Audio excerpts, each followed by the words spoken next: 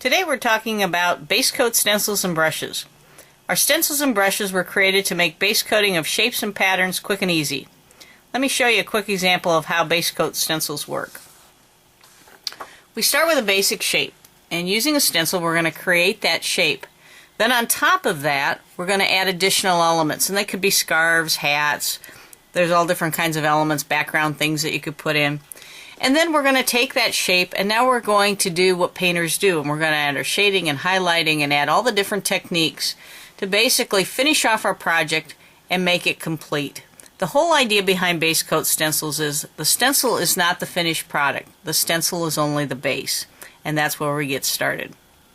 Each stencil is filled with lots of shapes and patterns. They're meant to be tools and used over and over again. They're not meant for just one project. And they have 3 ring holes down the side, so you can easily store these in a binder.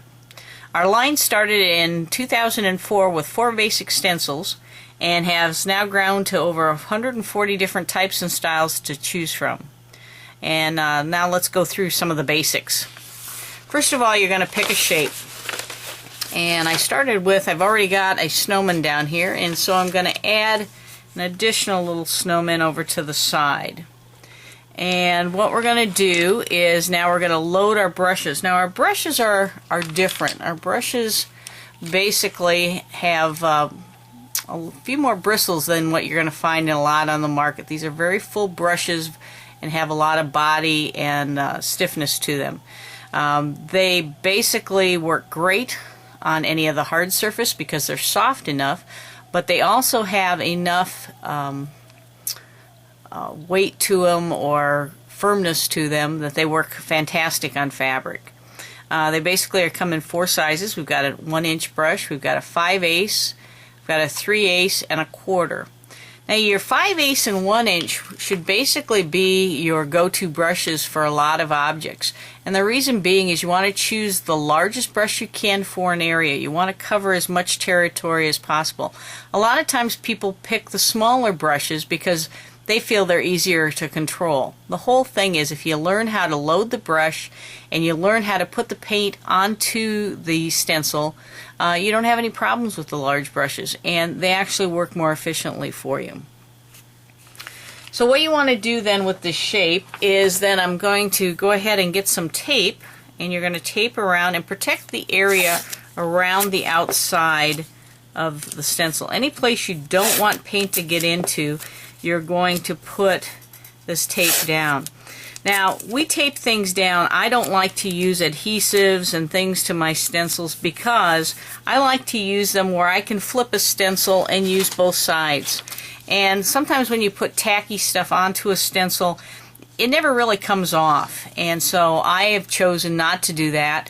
Remember that a stencil can be used both ways, so if I want, this is a penguin shape, if I want that penguin to be the other direction with the hand up in the other direction, all I have to do is flip my stencil, and people sometimes forget that when they're using their stencils. So when we're going to start off and load the brush, I'm going to take and I'm going to put some paint over here onto my palette. There's 2 ways that you can use your brushes. You can use them in a pouncing motion or you can use them in a circular motion. I like to use a pouncing motion, and that actually works to fill my shape quickly and easily.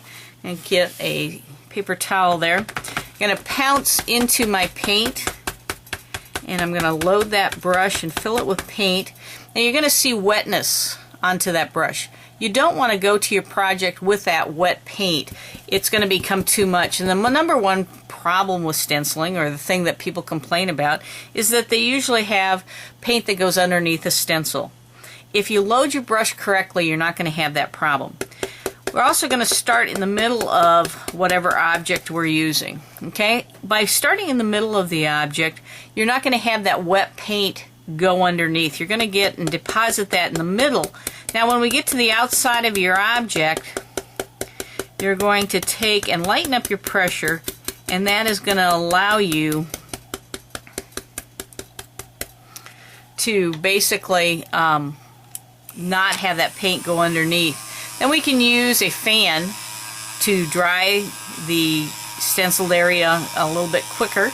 You can let it air dry. If you're working in multiples, by the time you get down to your 6th project and you're putting the paint on that, number 1's going to be dry, and you basically have created a production line for yourself.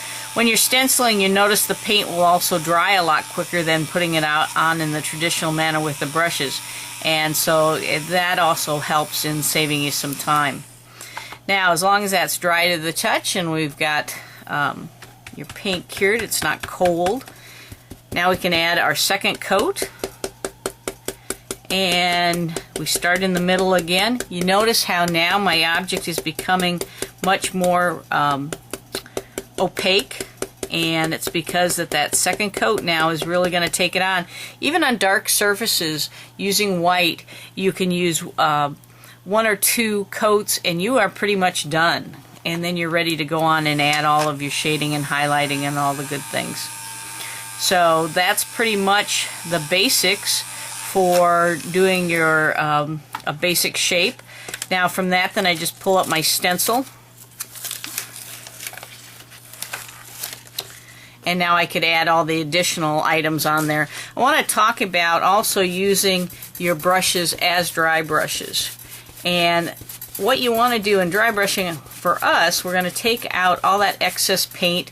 So it's going to basically, if I rub this on here, it's going to look more like chalk when I rub it. Now this works great for backgrounds, but you can also take a shape, and I could take a basic shape here again, and now using a dry brush technique and working in a circular motion, it's going to be more wispy.